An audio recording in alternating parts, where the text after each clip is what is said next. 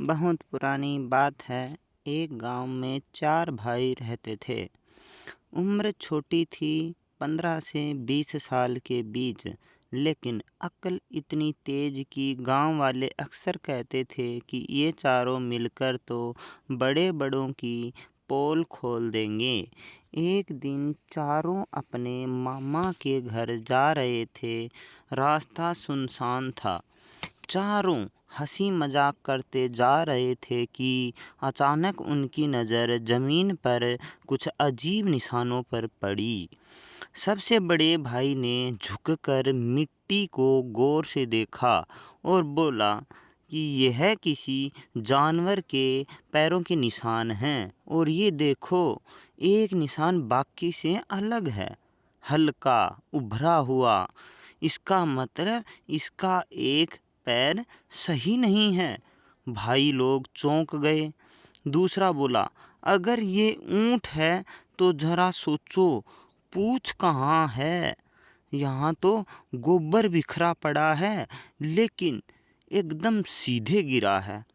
पूंछ होती तो इधर उधर फैला होता, यानी इसकी पूंछ कटी हुई है। तीसरा भाई घास की तरफ इशारा करता है। देखो, ये तरफ की घास पूरी चर ली गई है, लेकिन दूसरी तरफ अनटच्ड है। इसका मतलब ऊंट एक आंख से काना है। चौथा भाई हंसकर बोला, और देखो, रास्ते पर गेहूं के दाने गिरे पड़े हैं, यानी ऊंट के ऊपर अनाज लादा था। चारों के चेहरे पर रहस्यमयी मुस्कान थी, जैसे उन्होंने बिना देखे पूरा चित्र बना दिया हो। तभी दूर से एक हड़बड़ाया हुआ आदमी आता हुआ दिखा। पसीना पोंछते हुए उसने चारों से पूछा, बच्चों, मेरा ऊंट कहीं देखा है? वह खो गया है। चारों ने एक साथ कहा, नहीं देखा। लेकिन मालिक ने आंखें तरेतते हुए कहा, झूठ मत बोलो, तुम लोगों ने तो बताया कि मेरा ऊंट लंगड़ा, काना और पूंछ कटा है और उस पर गेहूं लदा है। बिना देखे तुम्हें ये सब कैसे मालूम हुआ? अब सारा सस्पेंस गहराने लगा।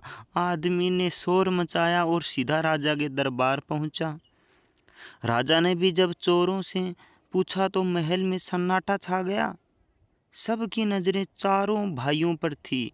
राजा ने गंभीर स्वर में कहा, बताना पड़ेगा, वरना मान लूंगा कि तुमने ऊंट चुराया है। तभी सबसे बड़ा भाई शांत स्वर में बोला, महाराज, हम झूठे नहीं हैं। हमने उस ऊंट को सचमुच नहीं देखा, लेकिन जो निशान, घास और दाने हमें मिले, उनसे हमने अनुमान लगाया। एक पैर का निशान अलग था, यानी कि ऊंट लंगड़ा। गोबर सीधा गिरा था, यानी पूंछ कटी।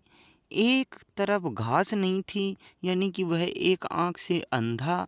और रास्ते में गेहूं के दाने थे, यानी उस पर अनाज रखा था। राजा कुछ पल तक चुप रहे। दरबार में सन्नाटा था। फिर अचानक राजा हंस पड़े और बोले, वाह, ऐसी समझ और तर्क शक्ति तो मेरे दरबारियों में भी नहीं। तुम चारों अब से मेरे राज्य के सलाहकार होंगे।